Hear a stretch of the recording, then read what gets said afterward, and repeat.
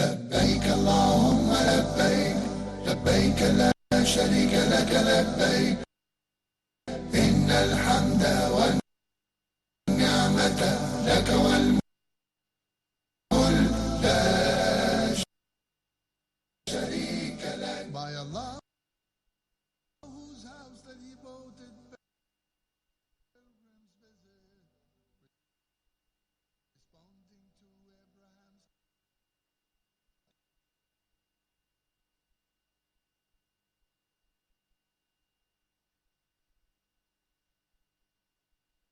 You know where it is? It's, you know the masjid right here? 8:40. Okay, so I can leave at 9:30 or I can leave at.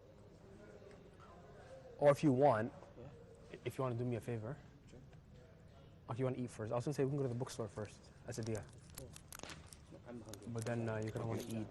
What's at the bookstore? Okay. Browsing. You know, it's ritual for me. Every I used to go like every 3 days. That's just a waste of time. Now I try to go like once every 2 weeks. Oh, mashallah. Bookstores, see what's new. Yeah, that's good. Find my book in Jarir. Which You book? know Jarir bookstore? Yeah, you have a book. I have a book, Basic Dawah 101. Mashallah, I didn't see it. Published in 2013. It's Mashallah. worldwide, alhamdulillah. Which publisher? The publisher's Saudi Airlines, but the bookstore that is sold in is Jarir. The publisher is Jarir, but the ones who printed it is Saudi Airlines. Okay, mashallah. Yeah, printing and publishing, difference. So back quickly, I just want to finish up what I was saying. Yeah. So what happens is these guys start studying and they get serious about Islam, but then they realize that they themselves are not serious learners, whether secular or Islamic. And when they get tired of it, tired of the studying, they also get tired of Islam, and they just let all of it go. That's my personal opinion. Okay, good. Yeah, we're live. Okay, you are live? Yeah. Anyways, what were we talking about before the break? Anyways, I'll tell you what we need to be talking about. Yes, Alhamdulillah. I mean, these past 2 days were, we've witnessed different types of events. Such as people getting closer to the Almighty Allah, a boost of spirituality. People are, really worshiping Allah in a way that they have never been worshiping the Almighty Subhanahu wa Ta'ala. In Arafah yesterday, Allahu Akbar. I mean, I have seen an organized path to Arafah that I've never seen before, right? I've done Hajj before, and the way things were yesterday compared to the previous years, big difference. I made Hajj 4 years ago. Is my mic on? Yeah. I made Hajj 4 years ago. And again, it was a while ago, but I do feel like it was a lot smoother. Yeah. Everything was a lot smoother. Before or now? Now, compared to before. I don't know what drastic changes were made, but I did notice that. Even I'll tell you. Going to Muzdalifah. Let me tell you. Last year, what happened was the security guards and the people in charge of the companies, the camps, right? Now, there should be a communication between the both. Last year, there was weak communication. So, the people in charge of the company, the supervisor, he has 250 people or 500 people with him. They leave the camp, head into Muzdalifah. They don't have a walkie-talkie so that they could communicate with the security guards. That's the difference. This year, everybody has a walkie-talkie and they're hearing what's going on over there, and vice versa. So when you compare this to that, subhanAllah, you see a difference. Things were well organized, and you know what I liked the most was that they wouldn't let you leave the camp except with your group one by one. So what they would do is, everybody came to Mina in buses, right? And yesterday they wrote out the groups to be 7 buses for each group, 7 buses for each group. Each bus carries about 47 people, and subhanAllah, this means 7 buses times 47 is what? It's 7 times 47? Yeah, it's 200 and yeah, something like that. 300? Less than 400. It's less than 400. Yeah, 300. So imagine these 300 people, they walk and then they wait until their turn comes. Then another 300 people walk. So that's how it's going. Assalam wa rahmatullah. Dr. Naji. How are you? Glad to see you. Minna minkum. How are you? How's everything? Jazakum. Do you mind if I... You can sitting there. No, Sheikh, in the middle. Sheikh, middle. Middle, Sheikh. Okay, middle for which Sheikh? Sheikh, are you sure? Sitting anywhere is okay. Okay, thank you. The cameras can move, right? Jazakallah khair. Alhamdulillah. Alhamdulillah. Sheikh, there's water. I think there's a new water in front of you. And there's some chocolate over there. Yes, yes, give him some chocolate. This is. Okay. Mashallah, tabarakallah. Have a lot of sweets. Very sweet to eat. Inshallah. Thank you, Akhi. Thank you, Maybe I brother. should just put it here for you. Jazak. No, To have as many as you want. this is fine. Yes, Jazakumullah khairan. thank you very much. MashaAllah. Sheikh, how's your Hajj so far, Sheikh? Alhamdulillah. It was so nice, so easy. Really? Alhamdulillah. I was telling Brother Riyan that I made Hajj once 4 years ago, and I do notice that this year has been a lot smoother. MashaAllah. Alhamdulillah. Have there been drastic changes since 4 years in terms of Arafah and Muzdalifah and Mina? Have things changed? Like, were there any drastic changes? Yeah, Alhamdulillah. I think more organization. More organization, more? More awareness of the people too. People are becoming more aware of these things. Alhamdulillah. MashaAllah. tabarakallah. So may Allah make it easier for all of us. Inshallah. Inshallah. And Sheikh, I don't know if this is a personal question, but how many Hajjs have you made? Is that a personal question? Allah knows. Allah knows, meaning you forgot and only Allah knows? I have, inshallah, it's May Allah accept. done, Yes, done yes, for yes, the sake of Allah. MashaAllah, may Allah accept all of them. Allah yataqabbal minna. May Allah accept our Hajj and our good deeds. Ameen. Alhamdulillah. How about you guys? Is this the first time for you? Alhamdulillah. He's a Muslim for less than a year. Like Muslim. me, this is my first Hajj and my first experience. MashaAllah. I'm so lucky because last year by this time, I monitored the whole process on television. And I quite remember one man came back, a Ghanaian from Hajj. You know, a lot of, atrocities happened last year, deaths and so on and so forth. So he came us, blaming some on the security agencies and so on and so forth. But actually, when I was coming, I had in mind it was going to be tough. But actually, when I started, Allah is not going to put a burden on you that you cannot actually carry. So far, I've not completed, but it's 80% done. But things have been smooth in terms of security, reasons and other reasons. I think so far, I've not seen anything that. So if anybody will be fair with me, I think the best way to use is it has been smooth so far. So alhamdulillah. So I think the Saudi government is doing a great job improving upon its activities and performance year after year. So I think it's very, very commendable. Yeah, the thing is, a lot of people forget how many people are really coming. Officially, you have 1.7 million, is it? 1.3 coming from outside. 1.3 from outside? And then 500,000 within. It's 1.8 1.8. plus maybe Yeah. X. Let X represent, So Yeah. I don't know, it's increasing yearly after year? No, The no, population? I'm not sure, but what I'm trying to say here is, we had a brother named Naseem that was here, and he worked on different projects with the expansion of the Haramain. He was giving us information about Hajj and different projects that happened. And one thing he mentioned is there's nothing like this in the world. It is a very complicated, difficult task that the Saudi government is dealing with, And he mentioned that, if you look at big stadiums that hold, I don't know, hundreds of thousands, let's just say, they come in from multiple doors, different parking lots, sit in one seat, watch one game. When it's finished, they leave. Here you have people going to Mina, then going to Arafah, then going to Muzdalifah, then going to Mina, then Jamarat, and then Tawaf somewhere around. All that. Yeah. So it's a lot of movement. Yes.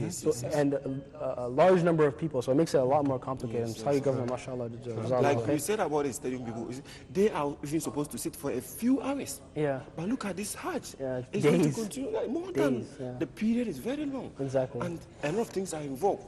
Getting food, getting this and that. Yeah. And Bathrooms they're able and- to yeah, compact yeah. everything and You're make right. it very smooth. It's very unique. Yeah. Alhamdulillah for that. Indeed, That shows one of the uniqueness of Islam. Yes. And the best thing about it is that, there is unity always. Yes, There is unity. brotherhood. Yes. Everybody's there for one another. One person fell down on the floor, you see like 5 or 6 people gathering around him, help him out. Just now as I was walking in this building, we're like, I think we're about 30 minutes away from Mina, walking distance. So I found somebody outside in the street who was, lying on the floor. He probably had a heat stroke or something. SubhanAllah. And it's evening. What time is it right now? It's like, you know, like yeah, 10:30 or 8, something, 9:30. Yeah, And this just happened about an hour ago. So this means this guy was suffering these pains for all these hours. And subhanAllah, when I found the ambulance right next to him, you know, trying to help him and, you know, be there for him. You know, I wish I knew how to do CPR and all these things. I wish I had my first aid kit. But alhamdulillah, this unity and the brotherhood. Sheikh, you mentioned unity. I think a lot of people, unfortunately, they gave up hope. You know what I mean? They see what's going on in the world. They think there's no hope for unity. But when I see hundreds of thousands of people, if not millions, doing tawaf around one black house, if we can call it, you know what I mean? It's proof that unity is possible. Indeed. We just need knowledge. We need to be patient. And it is definitely possible. If we can gather together in the Middle East, in one place, in one day, in one time, we can gather. This anywhere. reminds me. Anywhere. This reminds me of one thing, if you may allow me, doctor. This reminds me of one time we took a new Muslim with us for Umrah. It was his first time. And I asked him, so how do you feel after this? He says, Subhanallah. After the tawaf and sa'i, he was like, Subhanallah. How are you able to control all of these people? And you know what I admired the most? When I heard one of these non-Muslims saying, Allah is able to put a line together within 10 seconds by having an imam say Allahu Akbar, whereas, you know, all these soldiers, these countries are not able to put their armies together within 15 minutes or 20 minutes. So, subhanAllah, this is unity. I think The there's power of another the thing. Almighty Allah. Salah is unity. Yes. You know, when I see Sawm, I see unity. When I see Hajj, I see unity. Even in Zakat, you know what I mean? The rich giving to the poor, there's a type of unity as well. Yes. And then, Sheikh, I also think a lot of people are also avoiding doing unnecessary things, just like doing the tawaf. Like gone are the days that people always think that doing the tawaf in the first floor of the Kaaba is the most sacred, is the most, the best. But now people are more wise that even if I don't get the first floor, I can get the second floor. If the second floor is not there for me, the last floor is there for me. That's like me, after we did our Jamrat, we went there, down floor was choked, so we have to climb there. So this shows that people are now more avoiding unnecessary things. MashaAllah. Yeah, so it makes Dr. Naji, could you share with us like a story? Yes. An event that happened to you in Hajj, you know, something perhaps that was memorable? Yeah. Okay. Actually, No, okay. Dr. Naji. That's okay. I mean, we are, mashallah, in a kind of open discussion, chatting. We are celebrating the Eid too. If you allow me, just me go back and say, Eidukum Mubarak to all. Eid Mubarak to all those who Muslims who watch us. May Allah subhanahu wa ta'ala make it a blessed Eid for all Muslims and non-Muslims too. The Eid is a great occasion to visit friends, to visit relatives. Also, on the other hand, Eid is a great occasion, a great, opportunity to just forgive others. If you have any problem with others, go and visit them. Say, "I'm sorry, akhi, my brother. I'm sorry. Forgive me." So let's start a new page of a relationship. So let's apologize to others who might think that we have offended them directly or indirectly. So this is really my advice, that let's start the Eid or during the Eid. And we have, mashallah, it's a big season. It's a great season. Hajj season and the Eid, occasion. Yes. Big things in Islam. Yes. So let's make it really. Make Wa alaikum salam, Ibrahim. Hajj Ibrahim, mashallah, Hajj. يا شيخ How are you? الحمد لله يا حاج Welcome, brother. يا شيخ How are you, brother? الحمد لله شيخ Alhamdulillah. الحمد لله Hajj Ibrahim. By the way, Ibrahim, mashallah, was a priest, and now he, mashallah, performed Hajj for the first time, right? No, Second. This is your first time. no second Second time, Yeah. mashallah. Brother Ismail, I think this is your this first. is my first experience. Very MashaAllah. wonderful. Nice. So we'd like to share some of your, experiences, your feelings during the Hajj, after the Hajj. But let me conclude saying that Since I would like just to talk about forgiveness, I would like to conclude talking about this part. Inshallah, then I will, will open the floor for your input, your comments, your feelings that you'd like to share with others. What I wanted to say is that Hajj and Eid is a great time to forgive others. وَالْعَافِينَ عَنِ النَّاسِ وَاللَّهُ يُحِبُّ الْمُحْسِنِينَ. Those who forgive others. And as they say, forgive and forget. Don't keep it there. Just forget it. Say, Akhi, my brother, forgive me. I forget it. So, alhamdulillah, نسأل الله سبحانه وتعالى to accept our Hajj. We ask Allah subhanahu wa ta'ala, we ask Allah the Almighty to accept our Hajj and to accept our good deeds. Amen. And I would like to hear from Brother Ibrahim about some of his emotions, some of his feelings performing Hajj for this year. Bismillahirrahmanirrahim. Alhamdulillah, I think it's a great experience as a Muslim to have the benefit of being part of this wonderful gathering, which there's no doubt that this is the greatest gathering in the world, and you enjoy the international brotherhood from all angles of the globe, from Mina to Arafah to Muzdalifah, then to Jamrat. You see the number of people from all tribes, all races, and we all move together for one purpose. Yes. We all assemble at Mina for one purpose. We assemble at Arafat for one purpose.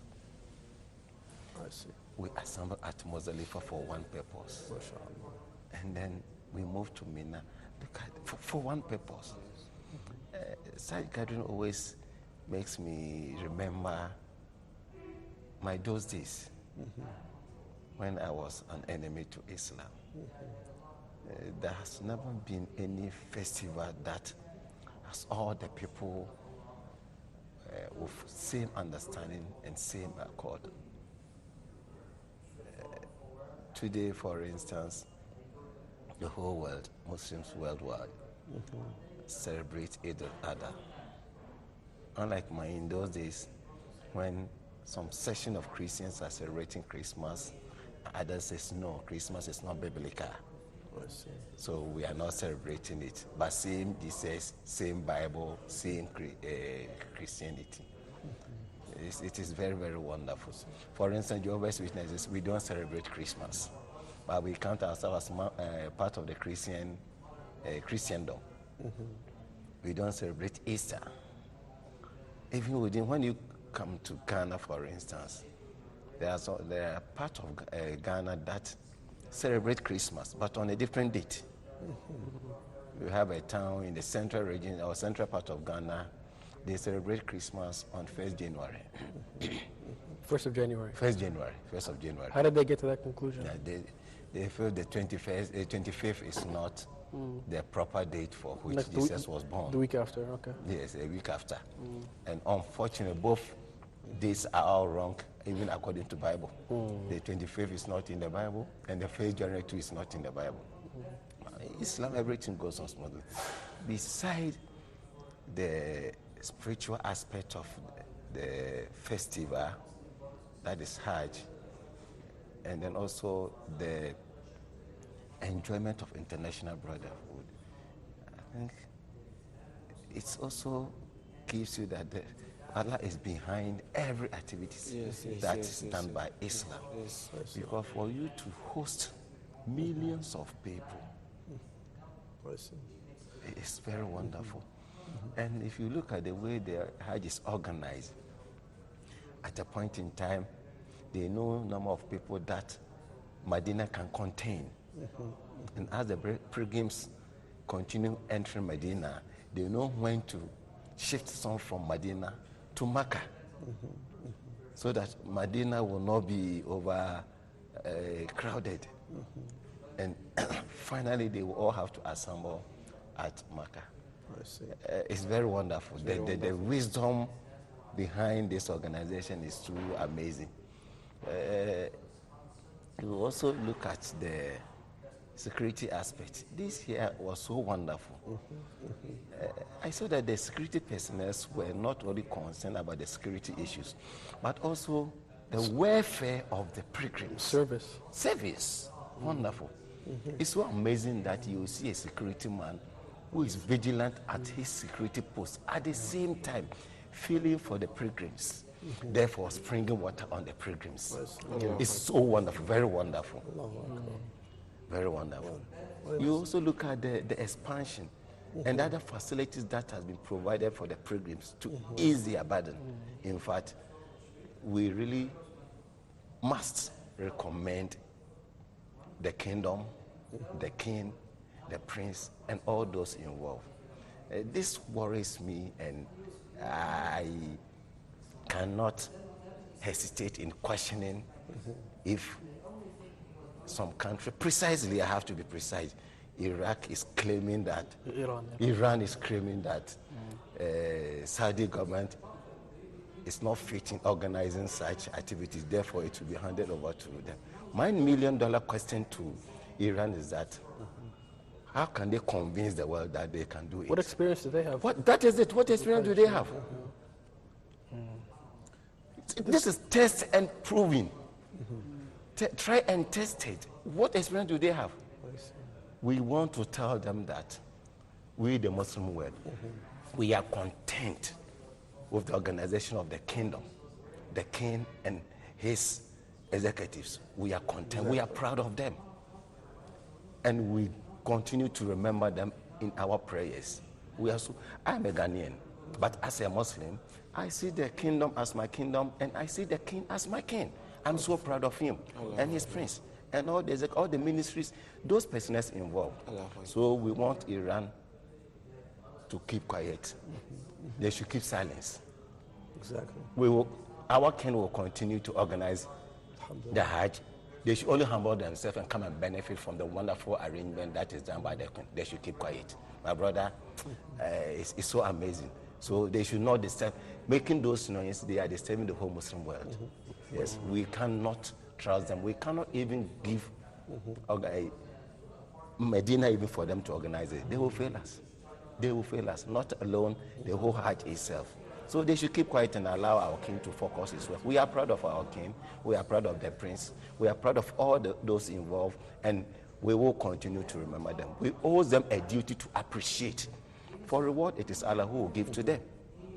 But as individual Muslims, we owe them a duty to appreciate what they are doing. That also makes us more Islam or more Muslims. So in fact, as for experience, I will not.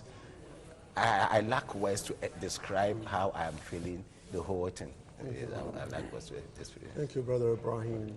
And Jazakallah Khair reminded us that it's good to be thankful and grateful to those really who have spent and paid, many things. I would like to thank the Saudi government.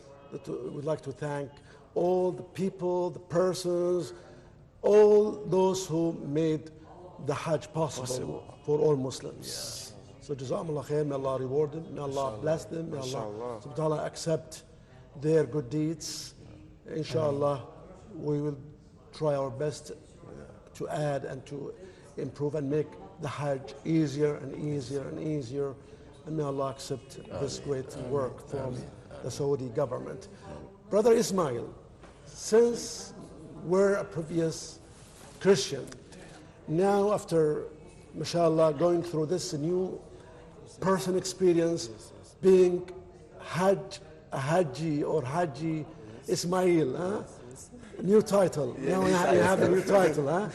Can you please share with us what is the number one thing that attracted you most during the Hajj process yesterday, the day before, today? I mean, just Yesterday we were in Arafah, today, alhamdulillah, throwing the stones, coming to this, I mean, back to our studio.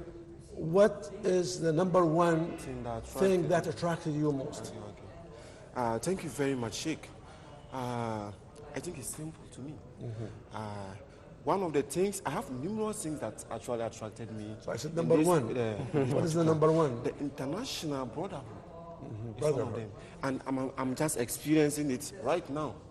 Like, I have my brother from America, he's from Canada, Ghana, Ghana, and then you, Saudi. Yeah. And then we all sit here and just, we have one aim, just to promote and talk, to promote Islam. Yeah. So actually, that one is enough to actually attract me in this particular. So number one is brotherhood in the Islam. Brotherhood, the international brotherhood in Islam. Okay. Yeah, and the unity is also working. Wonderful. It's working wonderful.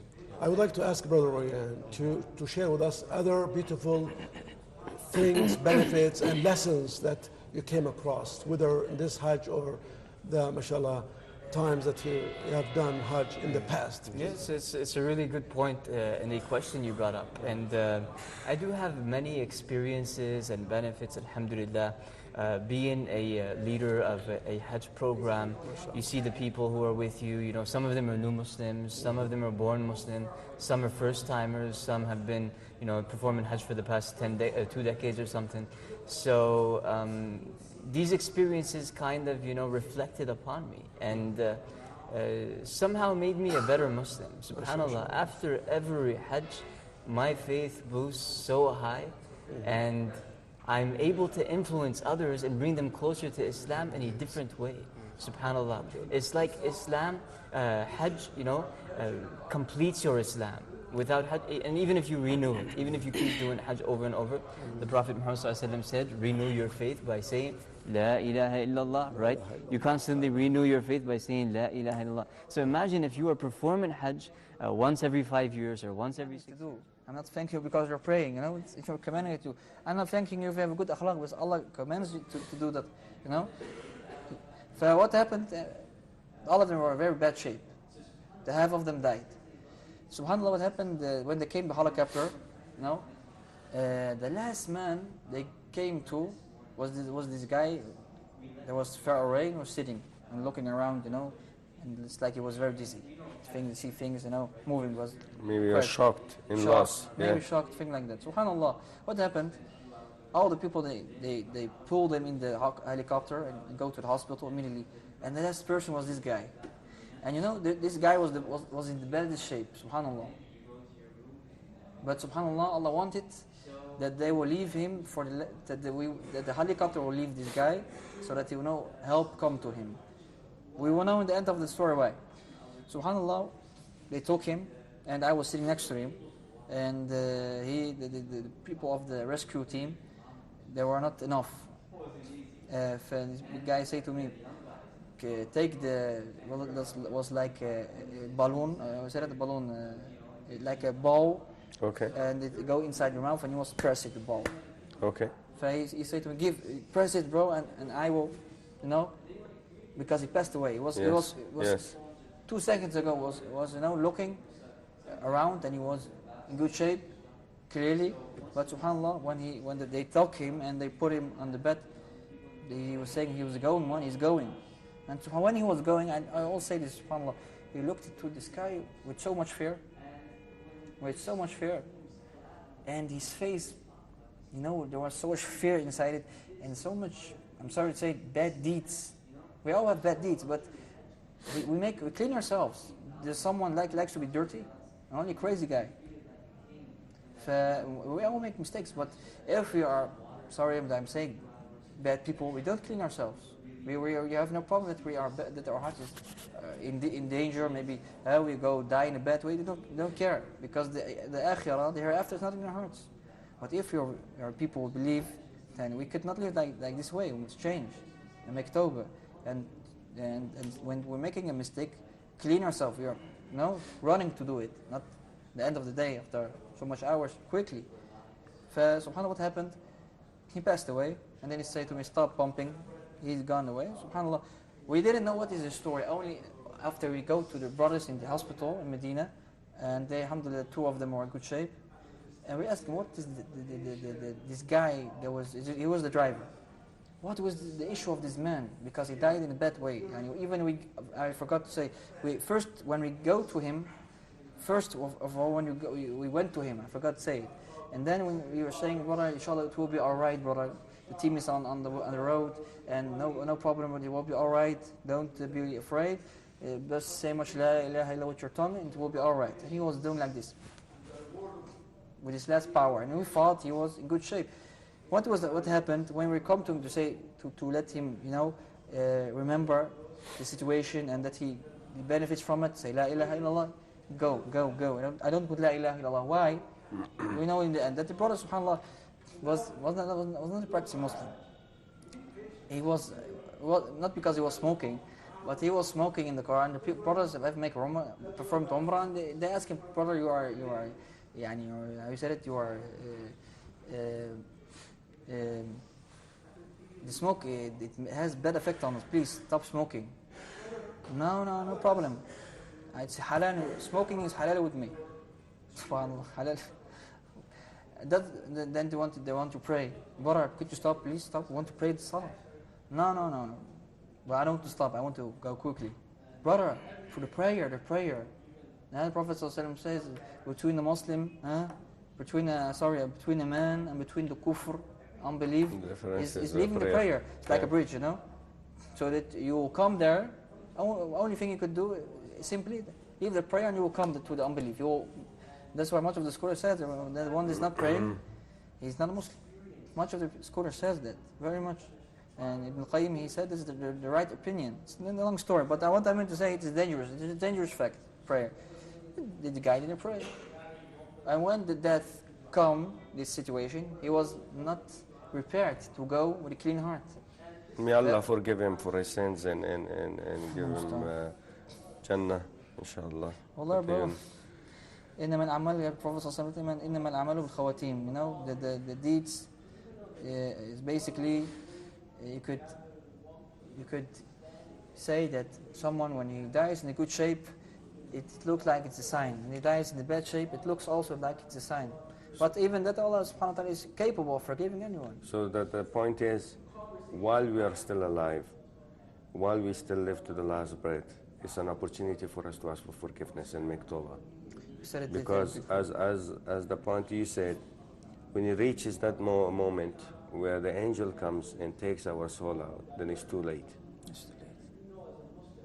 So, as the brothers mentioned a lot of stories about these incidents, we have two choices: either to make regret and tawbah right now and have an akhirah, that last moment where it's actually a moment to remember, a pleasurable and a happy moment, or the last moment could we end up to go to hellfire. May Allah protect us from that bad ending. Jazakallah khair, brother, barakallah feek. If you have something you want to say in the end, you could say it. Thank you very much. Just we make dua to forgive us all. Subhanahu wa ta'ala. And he responds to everybody. So don't think that, if you're going through a difficult time and other people are at ease, Allah's responded to them, but He's not responding to you. No. Everybody has their share and everybody has their turn for that difficulty. Okay. During Hajj, brother, again, Allah subhanahu wa ta'ala in the Quran tells us, لِيَشْهَدُوا مَنَافِعَ لَهُمْ وَلِيَذْكُرُوا اسْمَ اللَّهِ فِي أَيَّامٍ مَعْلُومَاتٍ. That they may, witness some benefits, like coming together from different countries, knowing each other. You learn something new, discover more about the holy sites. وَلِيَذْكُرُوا اسْمَ اللَّهِ فِي أَيَّامٍ مَعْلُومَاتٍ. That they may mention the name of Allah on appointed days. In addition to that, the Prophet sallallahu alaihi wasallam told us that ما من أيام العمل فيهن أحب إلى الله من هذه الأيام. That there are no days more beloved. They are so beloved by Allah subhanahu wa ta'ala more than these 10 days. فَأَكْثِرُوا فِيهِنَّ. So increase remembering Allah subhanahu wa ta'ala. فَأَكْثِرُوا فِيهِنَّ مِنَ التَّهْلِيلِ وَالتَّحْمِيدِ وَالتَّكْبِيرِ. So we are highly recommended to make dhikr اسم الله سبحانه وتعالى والتهليل والتحميد والتكبير, saying Allahu Akbar, Allahu Akbar, La ilaha illallah, Allahu Akbar, Allahu Akbar, wa lillah alhamd. What's your recommendation, what's your advice to brothers and sisters to utilize, to invest these days? Good.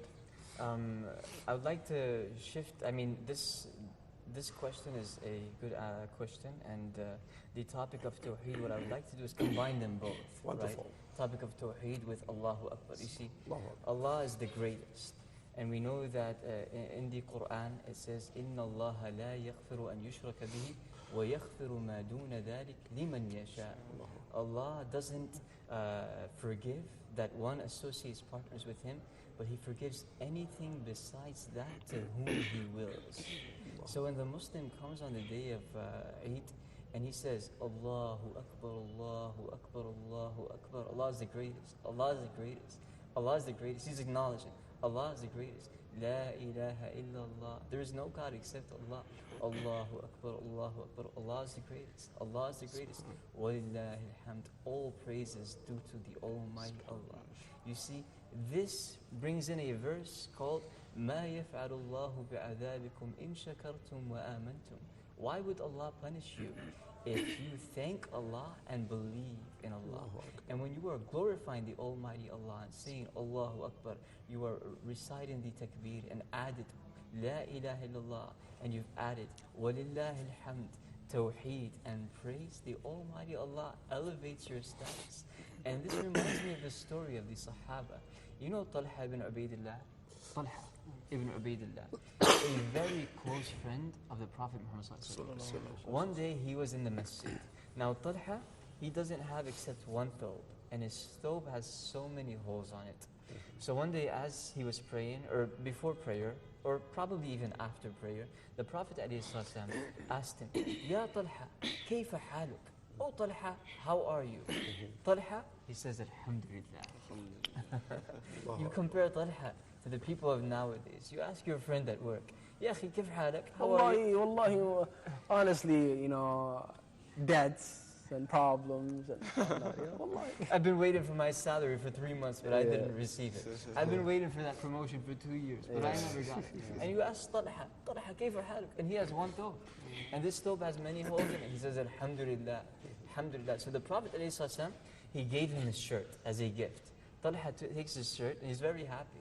He goes back home and he walks inside. His wife looks at him and she knows this is the messenger's shirt. And she asks him, Talha, why do you have the messenger's shirt on? And he said, Wallahi, I didn't accept this shirt from the messenger except for one reason. She said, what did you do? Did you complain to the messenger of Allah? Did you tell the messenger of Allah, Allah made us poor, so give me a shirt? He said, no.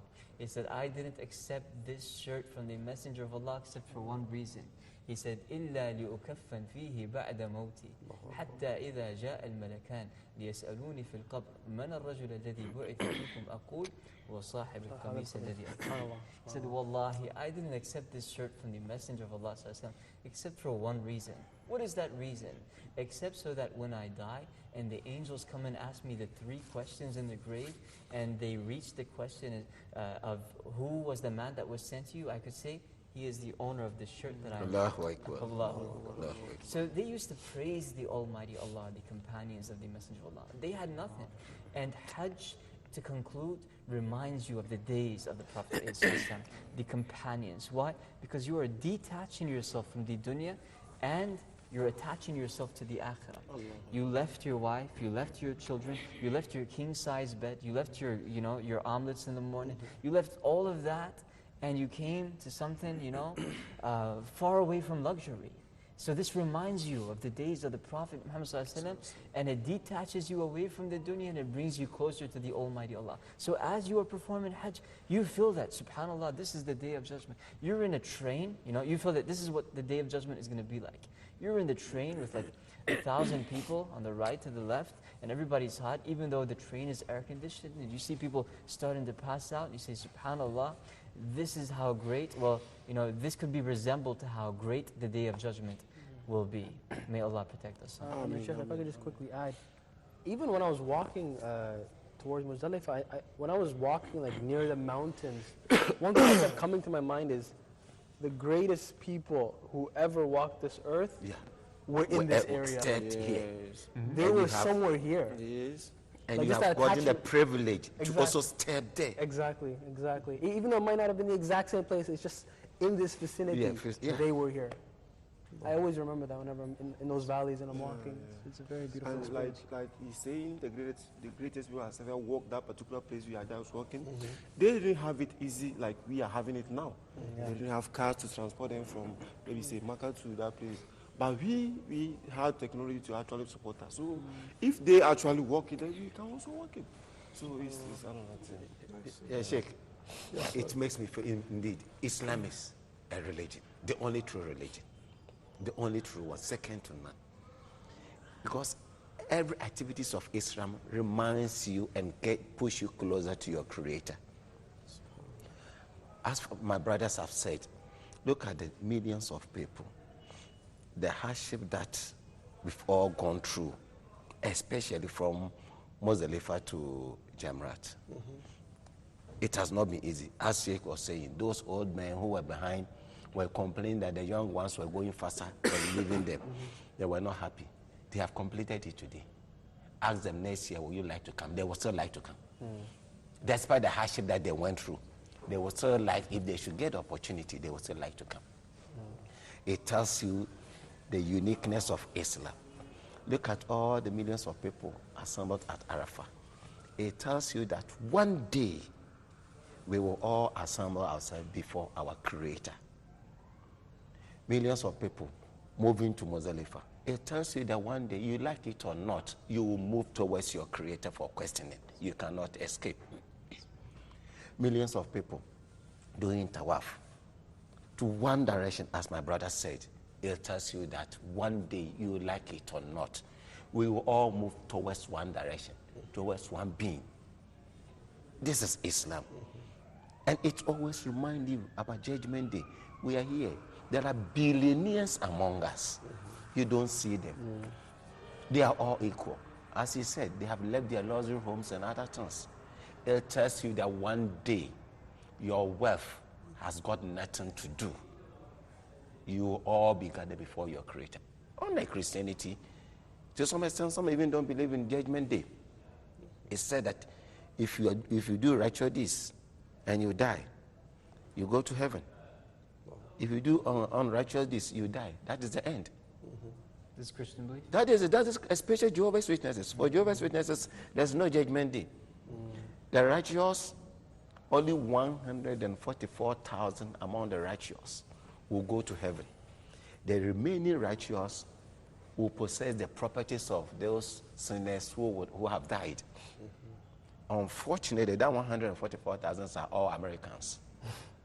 Really? Yes. They are all Americans because the church was founded in America. And that is where our headquarters is sited.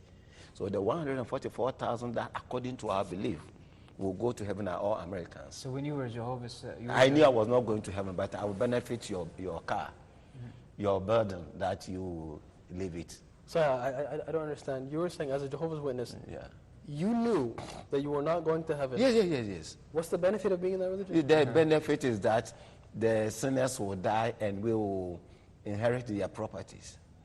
You mean physical property, the house? Yes, house. Cars. Yes, we will live on the earth. That sounds like a business to me. And you see how serious Christianity is with this. You were programmed to accept it and you were comfortable with it. That is unbelievable. So the 144,000 or 140? 144,000. Okay. Are their names listed in some archive somewhere? No. They say, there is a quotation that 12 tribes of Israel. Okay. And they say each tribe will produce 12,000 people. And 12,000 times 12 will give 144. Yeah. Now, unfortunately, the Bible says 12 tribes of Israel, but we never bothered to ask why are they coming from America? Exactly. You see, so this tells you that in Islam, that is how. And I was comfortable. I was going from country to country, community to community, knowing that I will not go to heaven, but the big properties on earth we are going to benefit. This is Islam, bringing you closer to your Creator. That's new information for me. Okay, I would like to ask Brother Ibrahim a question. Like the 144,000, you said you knew you were going to go to heaven. Do you have this particular information in the Bible, or I don't know? Yes, that is Christianity for you. Yeah. Quotation is given, and the explanation is brought from headquarters. Just accept it. That's all. Don't ask questions. Yes, that's all. Just accept it and you'll go to hell. Yeah, that's Nice acceptance. So Islam, every activity of Islam. Look, we have the only religion that have one gathering the whole week. For a week, the whole world has a special day of gathering. And in a year, we are the only religion that has Eid al-Fitr, the fasting, and the whole year we are all fasting. Nobody is disputing that they will fast in maybe Shawwal or Kedah, yes. And the only religion that has the largest gathering. All this is still bringing you closer to your Creator. Remember, this is a day. This is just an example of the day set ahead of you in future. Let's thank Allah for being a Muslim. It's a great opportunity. Mashallah. It's a great treasure, and we have to handle it with care. I think the Sheikh wants to say something. I would like to ask you, brothers, what did the day of Arafat mean to you? That's right. I mean, as you know, it's the climax of the Hajj rituals. Yeah. What did the day of Arafat, mean to you? Please, I mean, Brother Ismail, let's start with Brother Ismail. Okay, let me just share a small information. See, one of the reasons why I was so attracted to this is that I've already passed through the four, what do you call it, pillars of Islam. So I was having that burning desire to actually complete this particular Hajj. And you know, Arafat too is is one of the most significant pillars of this Hajj. So I knew if I don't go to Arafat, I will not be able to complete this thing. So I was having this burning desire to go there. So actually, when I got there, I was so happy. It's like I spent most of my, hours, making dua and his applications. So I think I know Allah too has said, like Brother Deir said, it was me and my Creator. So I knew Allah has heard what I said, and He is ready to do it for me, as well as I made myself available at Arafat.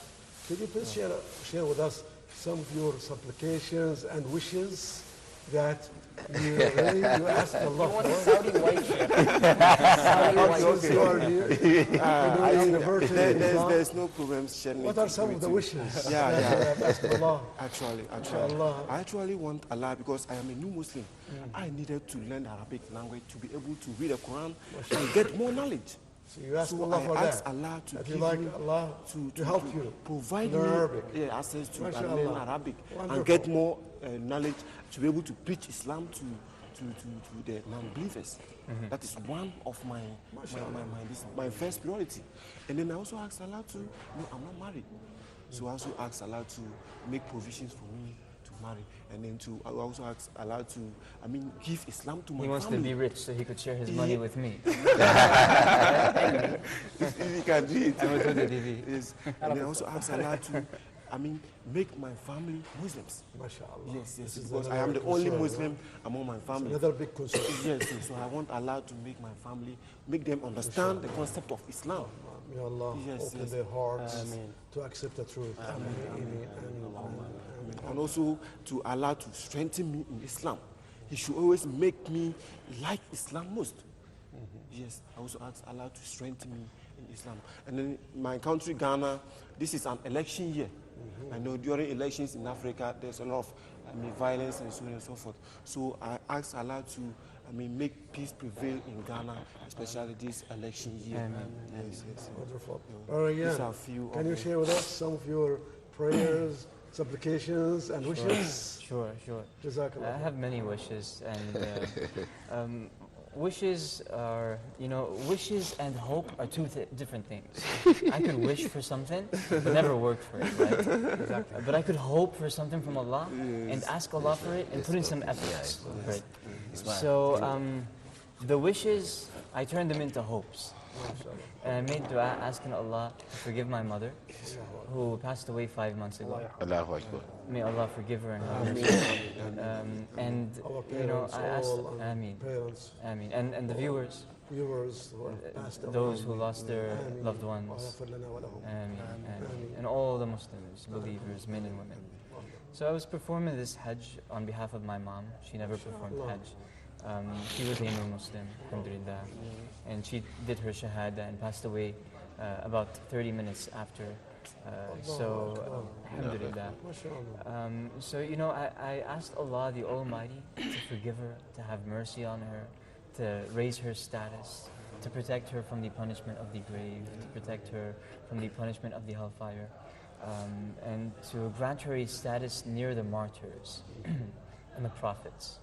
And I really hope that Allah the Almighty responds to my prayer. You see, Arafah, we know that it's a special day because the Almighty Allah comes down to the lowest level of the sky. How? We don't know. But we know that He comes down to the lowest level.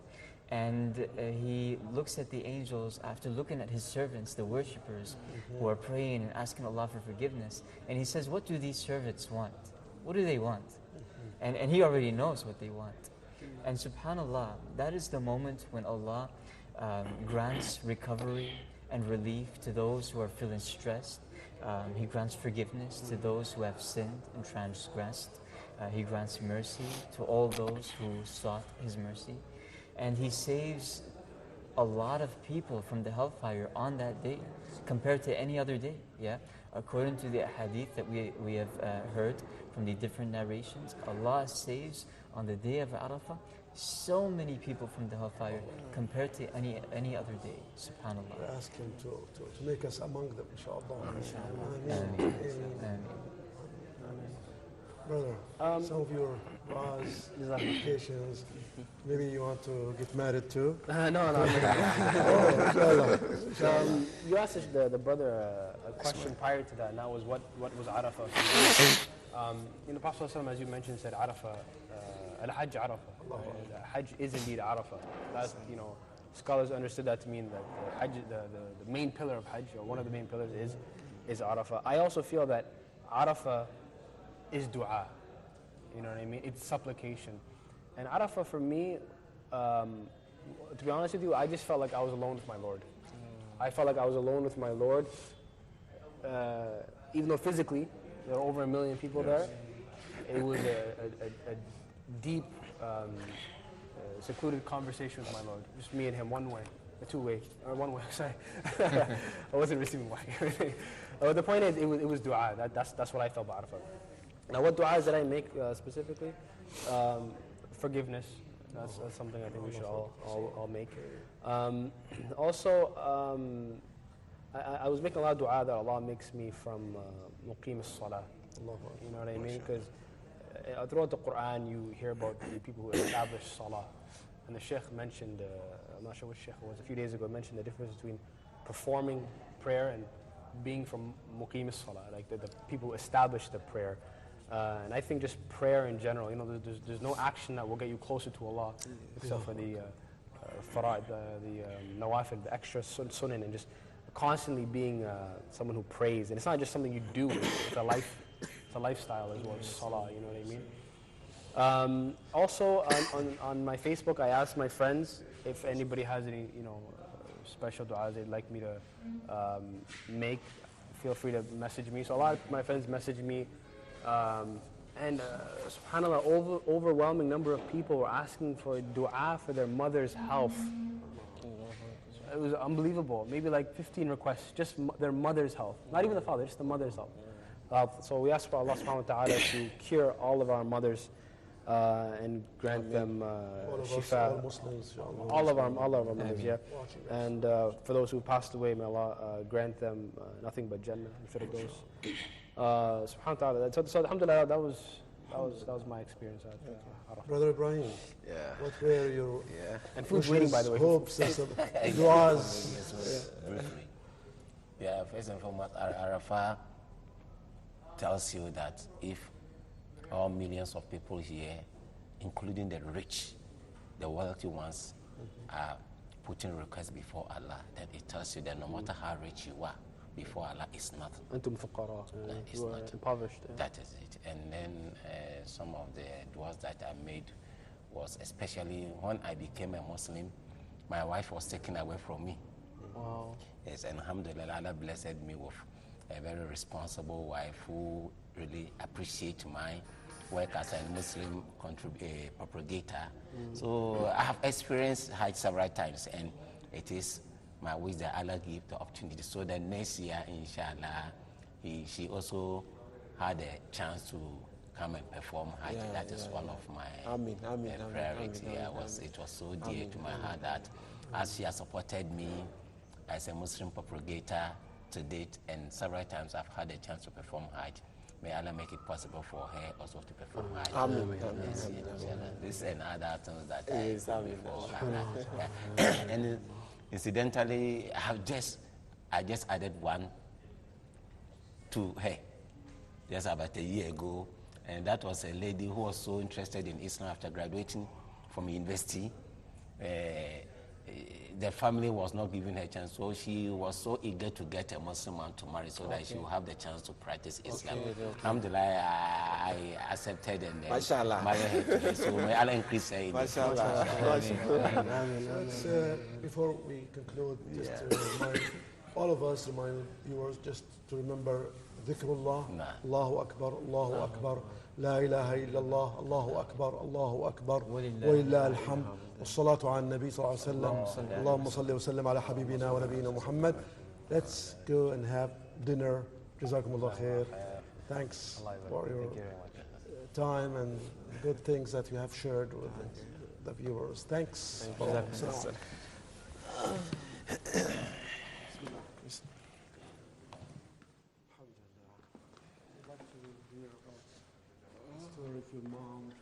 Yeah. Inshallah, after dinner, I'll share with you. Assalamu alaikum.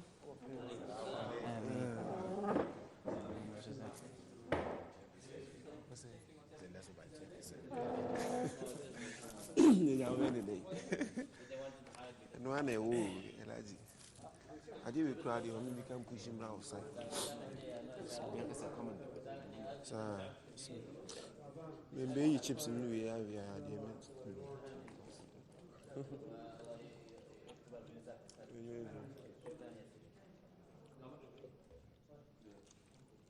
mistake my now home in some.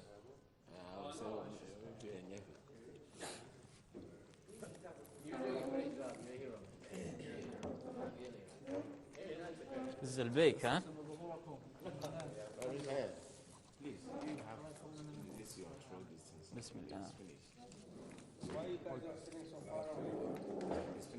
Where are you guys sitting so far? Yeah, it's far. Then we have to get nearer. Now, when you finish. Doctor, how are you? What's going on? What did you change? You say we should? No, this, like, I just opened this one, and I have to get nearer to you, so I have to bring I this see one some here. new faces here. Could you please introduce yourself, your name, where you're from? It's this, I think it's this. Is that the same one? It's the same. From Holland? From Netherlands, huh? You live in Saudi? MashaAllah. In Jeddah or Riyadh? Abraham. MashaAllah. Are you a student in Medina? You were? How was your Hajj? Alhamdulillah. Is what? Wow, that's good. Yeah, it's part of it, yeah. Allah shall pay you, what do you? Million Where in times. New York? No? Where in Long It's Island? okay. You know Long Island? I live there.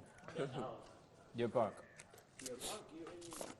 Wait, you might know a lot of people from you might have a lot of Suffolk County. Yes, but the I was there for 3 years. what else were you involved in when you were there?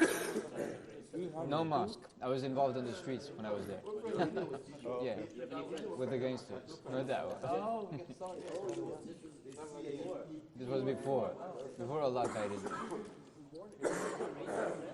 No, I was born and raised in Saudi Arabia. Then I went to America and became a criminal. Then came back to Saudi Arabia and did crime. Where did you study crime? Sorry? Where did you study? Where? No, I didn't study crime. I studied on the streets. I gained the skills of crime from the criminals. Yeah. MashaAllah. Yeah. It's near Massapequa.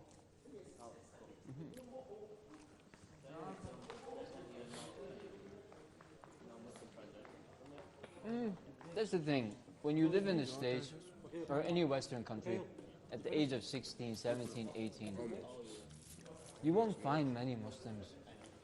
Especially if you're in a community where, there's a really low number of Muslims. Especially if you are in a community where there is a really low number of Muslims. So, this then motivates you to get influenced by the wrongdoers. So many, let alone the Italians. Yeah, I'm just eating. You got the So I came to see South Americans. Of course, and we're live. And everybody's listening to us right now. Okay, a lot of people, can I take it there so that after which I'll bring it? We are on the dining table. Why should I mute it? If it's empty, you can take it. Okay. If yours is muted, then let me grab some. Then there's no sense of sharing my story. What does Amin? Amin the Filipino.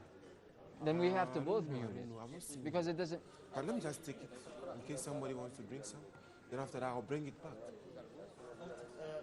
You're not allowed to. Why do you... Okay. It's okay. You know what I mean? Yeah, so you cannot This is a reality show. Yes. Okay. You have to unmute your microphone and be real. Okay. Yeah, it's a reality show. Assalamu alaikum. It says a lot of salt. I hope it's sea salt. Sea salt is good for you. So yeah, when you live in the States, you'll get influenced by the people. When you live in Saudi Arabia, me and Mikhail were discussing this the other day. You live in Saudi Arabia, what happens? You see a lot of, Muslims, a lot of masajid. Everybody's doing good. It's not that you're very calm. It's that you don't want to do bad in front of all these good people. You get scared to do bad. Right? Brothers, I have some Zamzam water here. Even young people, even people who Allah didn't guide, even when they're smoking and you walk in front of them with your beard, they hide the cigarette. They're scared. They become, sometimes, they get panicky. Why? Because you're in a Muslim country with a lot of good. Spread it. I can't eat and compare that to the States. I can't eat everything. It's the opposite. If you want to do good, you have to hide. If you want to pray, you have to hide behind the corner, behind the bush. If you want to give sadaqah, nobody should see you giving sadaqah. Wudu? No. Oh, try washing your feet in a bathroom. They'll be like, why are you putting your feet in the sink? And you could respond to them, my feet are cleaner than your face. I wash these feet 5 times a day. You wash your face like once or twice. Right?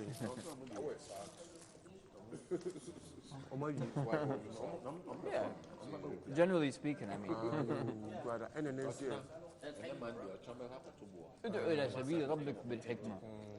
Wisdom, something we need in da'wah. This is why I advise all people who gain knowledge. You're studying Al-Qura, mashallah. Once you're finished, go to the States, go to, you lived in the States. Go to the States for a summer and connect with the Islamic centers and influence the youth over there. Bring them closer to Islam.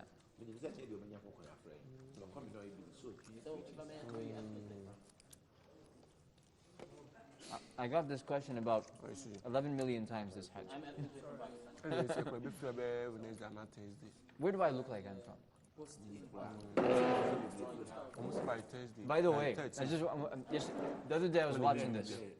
Okay, I was at home watching you guys eating, and there's something really, really annoying that comes out after you're done eating, and it's this. Really annoying. Yeah, it ruins the whole show. So please, try not to do that. Yeah. I even see what you're eating.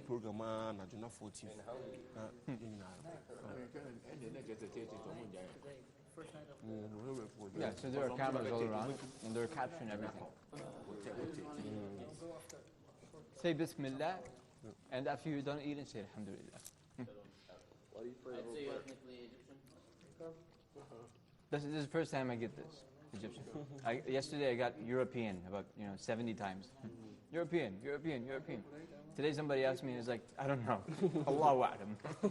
Honestly. Guys, can you guess? But you just gave a fatwa, like Egyptian. What's your full name? Oh, that's your full name. Rayyan Fawzi Arab. Arab? No, Arab. Arab. No, I mean, I was waiting for it. Arab. From Syria. Syria, I was going to say Syria next. No, he's from America. Talking about Yeah, he's American, but we're talking about ethnically. European American. No. Not even. No, not at all. Not even what? Not European. I know you're not European. You're from America, and you're mixed with Ethnically, no, European I American. don't think so. And then, I don't think so. I know these things. Somebody yesterday said, you look 85% Arab, Saudi. I said, Alhamdulillah, that's the first time I get this one. So, what I'm 50-50. oh, wow. What? But you know what? If you shave your beard, you look like an American. Exactly. You know, this thing. Let him say, hold on. 50 of what? 50% Saudi, 50%. 50% Saudi, 50% American. And then what type of American? Mashallah, cool. What type of American? No, Texas. Texan American. Yeah, get out. Cowboy. Yeah, partner. Saudi, and no, and what? State. But okay, my question for you is, where are you ethnically from on the Texan side? Dallas. No, ethnically.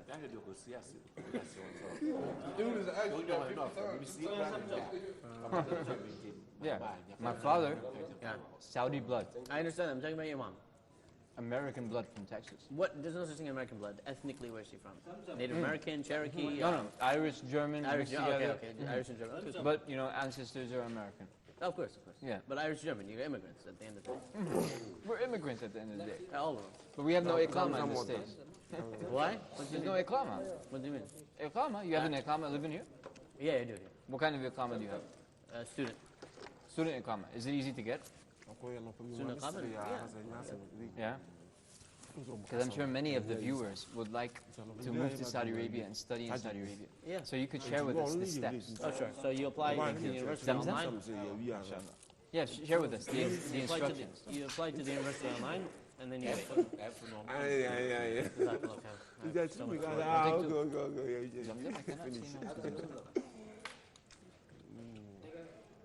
So yeah?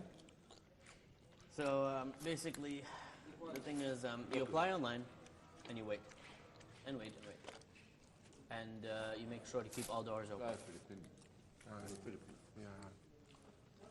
That sounds really easy. Sounds easy, but Try going on a website that doesn't have an English translation. That's true. No, they might have it. It depends on which university you're applying to. They do have English translations as well. Try going on a website where you don't know where to apply. You keep searching for like 20, 30 minutes. There are a lot of troubles like that, and a lot of organizations have annoying contact me buttons in and everywhere. But I'm sorry, I'm being a terrible conversationalist. It's just that I was awake since the morning, and this is my first time eating since the morning.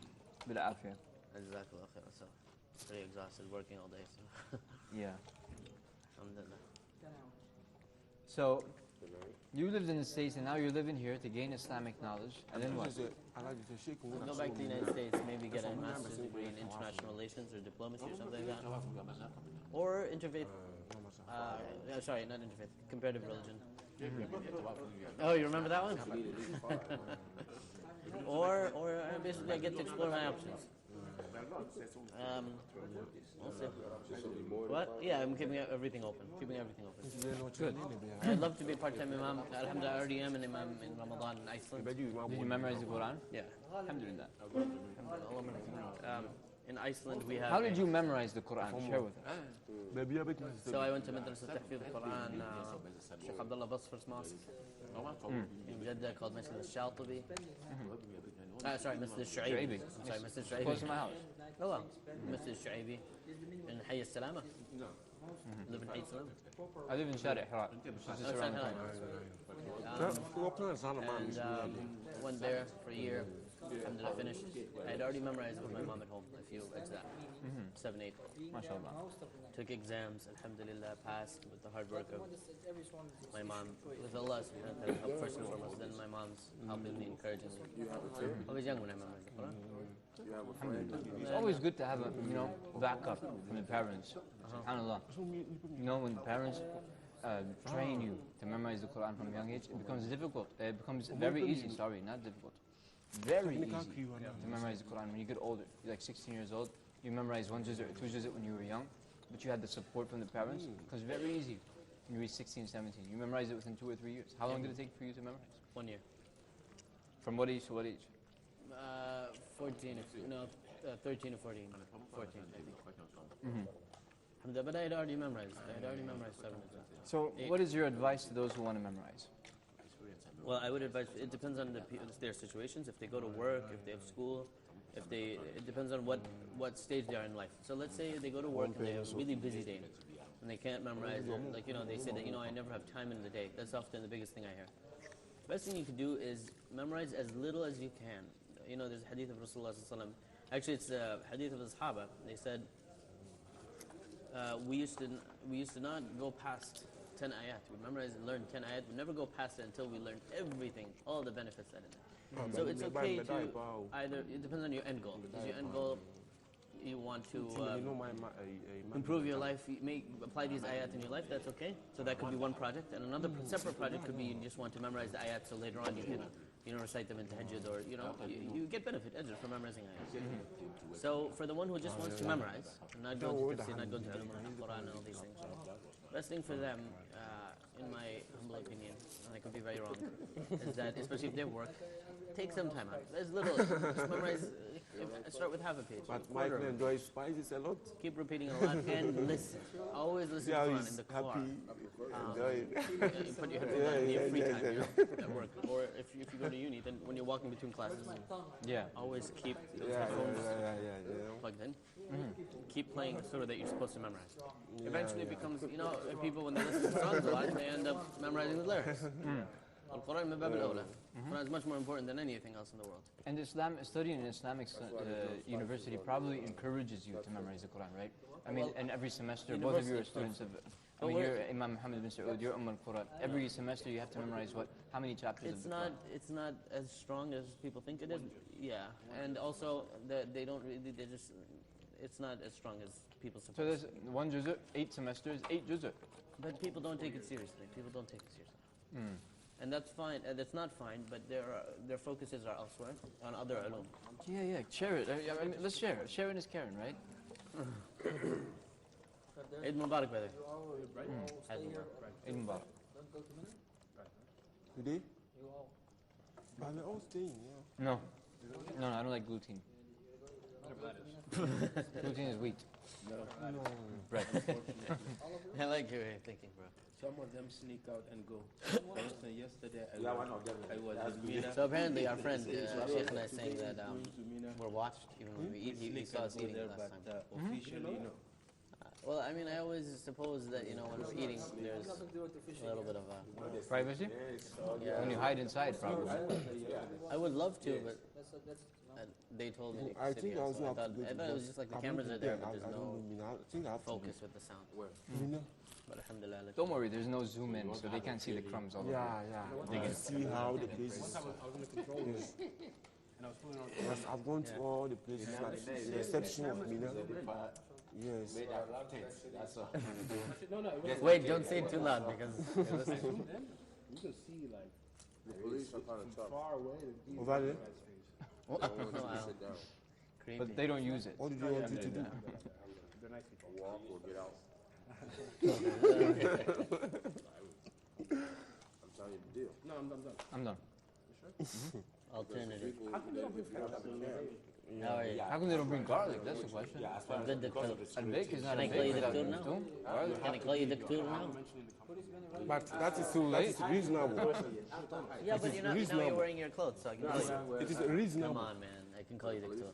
Yeah, like So you if I don't may have ask, a tent. You go there and what is make what the is place your work out. obviously you're very famous. There's no need for any introduction.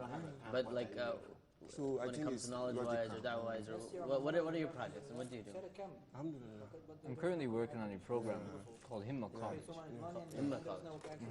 Himma College of Da'wah, an online platform. Yeah, We provide diploma programs for students, English speakers who are busy and cannot commit full-time to Islamic education. Yeah, they are great when dealing with people. We specialize in da'wah so that we train the da'i to be qualified to step on the field and invite non-Muslims to Islam.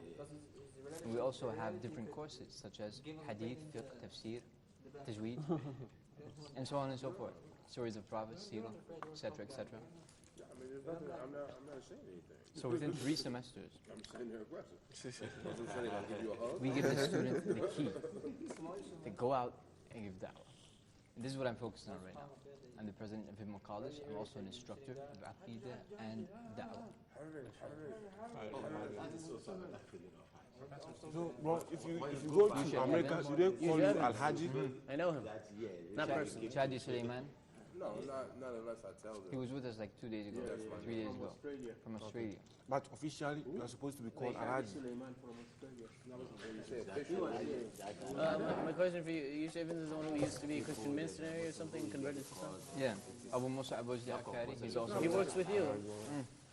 No, it is not a title. Actually, this title is like giving to Muslims who are specific Oh, the Katib came pretty late. It's not bad. It's not bad. You heard my tone? Yeah, because wasn't through Hajj. Being live teaches you a lot of lessons. صغيرة ولا كبيرة إلا أحصاها. Yeah, yes. But in Ghana, I know a lot of people. In Ghana, that is They've not been here.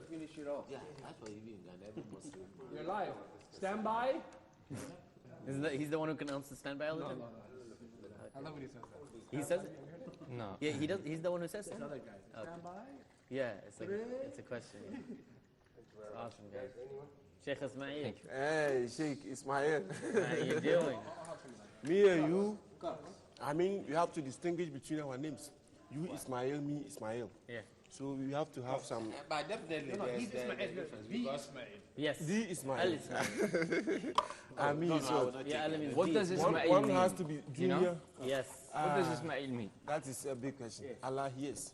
No. It means, it means, but it's present tense. Yasma'ullah. That's what it means. Yasma'ullah. Yes, my Allah. Yasma'ullah. That's the Arabic word for Ismail. Yasma'ullah. Okay. Il is Allah. Yeah. Jabra'il. There's one qira'ah. Jabra'il. What does Jabra'il mean? Jabr is quwwah, strength, honor. The strength of Allah. Yes. لا جبر في جبريل 8 لغات. 8 لغات. منها جبريل. English. Okay. Okay, it's okay. Are you here? Astaghfirullah. Heat explosion. it looks like a volcano. I love his expression. I never laughed this hard in my life in a while. In every language, عربت الكلمة. If you everybody. I know. The things vanish again. Yeah. You fool it. I know. So what's going to happen now is you have a word that was The originally gas. Hebrew, or any language. When it comes into Arabic, you're going to have different versions of it now. Exactly. Different attempts to Arabize it. Like Jabra'il. For that reason, you have A. I think they're about the same. Wait, Jibreel, Jabra'il, what else? Jibreel. What? Jibreel. Jibreel we already mentioned. Jibreel, Jabra'il. No, Jibreel. Jibreel. Jibreel with the noon. Oh wow. Oh yes, that's Allah that's Shami. Allah here. No, classical. Tafsir Baydawi, it's not mentioned. I know, but it is also. Oh yeah. Nowadays the Shami they change lamb to And noon. all the meaning of Ibrahim. Instead of Malay. Ibrahim, The father of many generations, Abraham. father of many generations. There's one interpretation that says my father is merciful. I disagree with that. Okay. But there's one interpretation, Abi Rahim. Okay. That's weak. But Abba Rahim, meaning the father of many generations. Okay. When you have im at the end of a Hebrew word, that makes it plural. Okay. So ma'im, the word for water, ma'im, is plural. Okay. Ma in Arabic is singular. Yeah. But in Hebrew you say waters. Can I have a cup of waters? Yes. Ma'im. This is how it is. Then let me ask this. You know, when Abraham was born, Sorry? when Abraham was born, Yeah. he was named by his parents. Yeah. I hope so. Now, what was his name his parents gave to him before Are you sure he's even coming? I will answer, Sheikh Ismail. Allah answers? I'll answer right now, 1 minute. How do you know he's coming? I heard he's not even coming. Okay, so the thing is, your question was what was the name? So in the Old Testament, which we don't believe in, but we don't reject if it doesn't go against Quran and Sunnah. Okay, okay. So if the Old Testament goes against the Quran and Sunnah, we have to reject. If it doesn't go against it directly, but again, it's not in the Quran or Sunnah, then we don't reject, but we don't accept it as fact, but rather we look at it skeptically. So in the Old Testament, it says that his name was actually Abi Rahim, Abraham. And that name, Allah Alam, I don't know if I'm correct, correct me if I'm wrong, because mashallah, he used to be, he used to be a very high Jehovah's Witness. Oh, okay, sorry. So I think that was my father is merciful. He named, is that, am I correct? Like he named his son, my father is merciful. This is why I said that I don't like that opinion because it has connections to the old name. So the new name, Abi Rahim, is the father of many generations. Rahim is the, the womb. Generations Rahim. So that's plural. So Ismail has another name for past tense. So when you say Yasma Allah, that's present tense. Allah hears right now. Allah is listening to my dua or will listen to my dua. Some Hebrew people translate Ishmael as will listen. But present and future is the same. Sheikh Ibrahim Ta'ban. Now there's a past tense too. Sami Allah. Do you know what that is? He might know. There was another prophet whose name was Sami Allah. However, it was in Arabic, so we need to make it Hebrew. It was Samuel. Shemuel, right? In Hebrew, it's Shemuel. So that means they changed sin to Shin, Shemuel. So Sami Allah, because when she gave birth, the lady was very old, Samuel alayhi salam, and so she said, Alhamdulillah, Allah subhanahu wa ta'ala gave me a son. God has listened to my prayer because they needed some judge to help them at that point. They were so misguided, the Bani Israel. That's why Allah subhanahu wa ta'ala says in the Quran, in the second juz, the second to last page of the second juz, أَلَمْ تَرَ إِلَى الْمَلَئِ مِنْ بَنِي إِسْرَائِيلَ مِنْ بَعْدِ مُوسَى إِذْ قَالُوا لِنَبِيٍّ لَهُ مُبْعَثْ لَنَا مَلِكًا نُقَاتِلْ فِي سَبِيلِ اللَّهِ. Those people of the Bani Israel, they asked their prophet, the prophet's name is not mentioned in the Quran. They asked their prophet, please choose for us a king so that we can protect ourselves and get back the tabut and do a lot of great stuff. So that prophet was Shemuel, or in Arabic, Sami Allah, I guess, and in English, Samuel, alayhi salam. Oh yeah, it's mostly just linguistics, nothing. Okay, got some knowledge, brother. Tell us about education. Jibreen. Baydawi. Okay. In the first juz, the ayah says, من كان عدوا. Yeah, I think that's the first mention of Jibreel. I think that's the first occurrence of Jibreel in the Quran, right? That's not the right من كان عدوا, yeah, no. Then the next one comes later on, من كان عدوا. So if you look in there, you'll see the 8 names mentioned. But only in the Quran there's Ibrahim. Also, Ibrahim, there's 4 Ibrahims in the Arabic language. It's used 4 different ways. Only 3, no, sorry, there's 3, only 2 are mentioned in the Quran. There's Ibrahim, Abraham, and Abraham. Abraham as well. There's 3 things. It's very Semitic. And what I was telling him earlier, I don't know if you heard it, when you have a non-Arabic name enters into Arabic, it comes with different variations. Even my name. My name is My mom calls me Diriya. So in Arabic, some people call me Diri. What does diri mean? Somebody who makes things warm. A heater, a microwave. Nice. A warmer, yeah. So basically you have Diriya. What's your name again? Zirak. Zirak. Yeah. Maybe some Arabs might say Zirach, some might say Zirak, Ziraq. It's not easy to translate. As long as they don't make it barach. Wow. You know, it happens. The name is what? Huh? The name is what? Your name? Sorry, is this yours? Zirak? Zirak. Yeah. Because we have one Muslim brother in Ghana called Zurak. Zurak. Yeah. Okay. What does that mean? I don't know. It's but, Pakistani. Because he's a Zirak is a Farsi? Afghani name, yeah. It's a Farsi Afghani name. So sometimes time And it means smart, quick. smart. Yeah. جعلك الله smartan. May Allah make you smart. Human super to smart, man. You all like the smart, and that's amazing. But cool. I didn't know that. Because of that, I thought it was just qira'at because كيف No, I mentioned, I read this faida in some book. No, Bayda was Jibreel, but just the thing I mentioned about the variation. My brother apparently told me that he found that Ibn Kathir or someone mentioned Ismail also has Ismail. Yeah, for sure, yeah, it's different. I read this in Ibn Khalaway. He was an old grammarian. But why does it happen? Why? The variations? Yeah. Because is it because of accident? Like, is it even today, like, for example, you call a name, you say that, okay, I'll let him Iraq. Okay, let me ask you the same question. Yeah. Mim ha, mim dal. How do you pronounce that in Arabic? Muhammad. Muhammad. Yeah. How do you say it in English? Muhammad. Muhammad. Yeah. Muhammad. Some of them say Muhammad. Muhammad. For example, Ahmed. Turkish, for example, Muhammad. Muhammad. They say as a Exact same thing. It happens. It happens today. It It's happened completely before. allowed. And can I tell him something about qira'at? Sure, yeah. So the thing is with qira'at, a lot of people think they get how could you be changing the Quran, right? Because they get confused that, you can say وَهَلْ أَتَاكَ حَدِيثُ مُوسَى and you can say وَهَلْ أَتَاكَ حَدِيثُ مُوسَى, right? Another name. Yeah, exactly. Yeah. So the thing is then, to answer to them, Rasulullah sallallahu alayhi wa sallam said, Al-Quran نزل على 7 أحرف. The Quran was revealed on 7 different, some people call it lughat, lahjat, meaning different accents or different, sounds, ways of pronouncing. So one time, Umar radiallahu anhu was passing a sahabi, I don't remember the name. Was it Ubayyah? I think Ubayyah. And he was reading tilawah, it was different, he was reading different. Surah Furqan, I think Surah Furqan. And he grabbed him and said, what the hell? He was upset, like, why are you changing the Quran? So he took him to Rasulullah sallallahu alayhi wa sallam. Prophet Muhammad sallallahu alayhi wa sallam said, you read and you read. He said, both of you guys are legit, both of you are okay. Both of you are correct, yeah. So at the end of the day, that this small differences actually, one is that the mind said, تعدد القراءات تعدد التفاسير.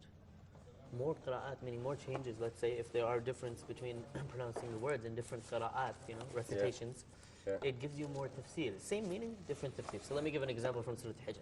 Allah subhanahu wa ta'ala says, ما ننزل الملائكة إلا بالحق in Hafs. And in Qalun he says, same thing, ما تنزل الملائكة إلا بالحق. Okay? One of them is saying, Allah subhanahu wa ta'ala is saying, I don't send the angels except for the truth. Okay? For some good reason, truth. And the other one is saying, the angels don't go down except for the truth. Yeah. So what's the difference? The difference is balaghi. Balaghi means rhetoric, meaning it's balaghi miracle, you know what I mean? The miracle behind it. So one of them is saying, when you're reading it, you're thinking, you're imagining the angels coming down. And you're saying, and you know the angels don't do anything except without Allah's permission. Exactly. Yeah. When مَا نُنَزِّلُ الْمَلَائِكَةَ, you're imagining Allah's power is sending these angels down. So it's different in balaghi. It makes your heart tremble different ways. Quran, what's the purpose of Quran, right? To make you cry, to make you change. Another one that reminds me of is another ayah Allah says in Surah, I think it's Ammi, maybe you can help me. He says, لا يعذب على عذابه أحد. لا يعذب عذاب أحد. Another qira'ah, لا يعذب. I don't know too much about this one. Surah Fajr, okay, right? لا يعذب. So basically, Yawm al-Qiyamah, the first understanding of the first verse, لا يعذب, is basically that when the person is being punished, he feels that nobody's being punished the way he is. The punishment is so severe that he feels that nobody's getting it worse than he is. The other qira'ah, لا يعذب, means عذاب أحد is talking about from Allah's direction, meaning nobody punishes the way Allah will punish him on the day. Same meaning, different balagh. Yeah, exactly. But tell me, it's so beautiful. The 7 different yeah. When it started, like when it No, came no, out, no, no. Can I which explain this Sahaba's one? time? What he said is a There's common. difference, No, yeah. no. I'm not saying the 7 are the 7. I'm not saying that. You made it seem I'm as gonna if explain. the I'm gonna 7 explain. haruf, I'll the explain. 7 No, languages, are are the the 7 qira'at. qira'at. No. They're So not. let me explain. So what happened was that Rasulullah sallallahu alaihi wasallam, when the Quran was revealed, that time there were the 7 haruf that were there. Sorry, but before that, you have to understand the history go ahead, of the go ahead, Arabs, and you have to understand there were different dialects of the Arabic language. It wasn't just one dialect. You had people in Mecca. Obviously, in every country you have different dialects. Exactly. It's the same language but different dialects. Exactly. And the thing about Mecca was known because they had a famous souk, a famous market, and a lot of people would come to this market, and a lot of poetry would be recited there. Oh, wow. So it seemed like everybody understood the Meccan Arabic, and not necessarily the opposite. Yeah. Because everyone would gather. That was a center place. Yeah. Even like, for example, American movies, for example. Yeah. Right? You have a lot of people, they understand it, but you might have an American guy go to India, he won't understand Indians. Yeah, He exactly. speak English, Or right? Australian. Exactly, it's the same thing, right? Because you guys don't speak English. But anyways, so what happened was, Quran was revealed, and a lot of the Arabs found difficulty reciting in other than their version of Arabic. So they could not recite in Meccan version. Exactly. Of, So basically, Allah made it easy for them and revealed 6 more. They had one language that the Quran was based in, and then Allah revealed, increased it to 7. Every ayah that will come, it will come in 7 different versions? Not necessarily. Only unless there are some words that need to be changed. So for example, I say, Assalamu alaikum, right? Yeah. If I say this in Egypt or Syria or Saudi Arabia, it's all the same. I don't need to change it. But when I say Kayfa haluk, how are you? I have to change it. Yeah. So when I go to Syria, I say Kayfak. Egypt, I say something else. And Saudi Arabia, I say Kayfa, right? Something like that. Yeah. So I changed it based on the countries, but Assalamu alaikum stayed the same. Similarly, the Quran has many ayat that there's no change on them. Always the same, meaning there's no even difference with the accents. But if you think one thing, say for example, okay, you have 7 different dialects, okay? For example, I have the common dialect, which is the Meccan Arabic. Sure. Now, once often, like for sure, like you are comparing with 6 different dialects, you know, changes. there's going to be always changes there. That's what there are. And now let me get to this, sorry, really quickly.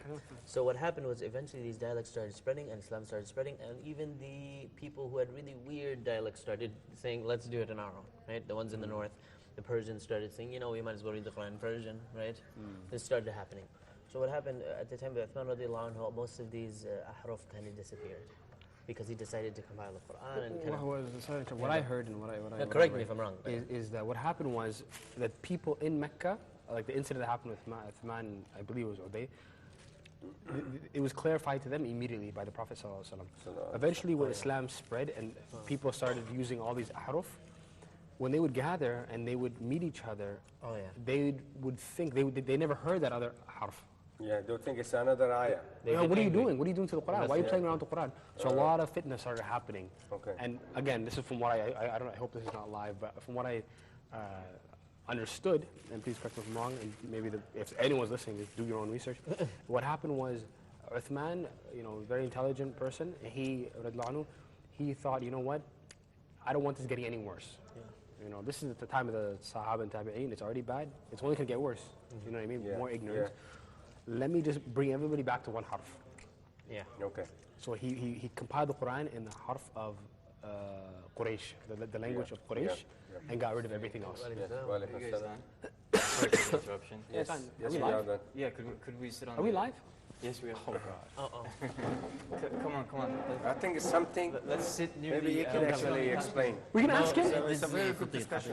I know. It's And before the munshid comes, I'll be leaving soon. If he does come, can you sing for us? no, I was saying it's a very I'm a really loud delicate, singer. complicated, My long wife tells me subject. to shut up. It requires a lot of research. I mean, you can ask him. Yeah. I'm saying make sure you do your own reading as well. And I'm going to get my phone. Where are you guys going?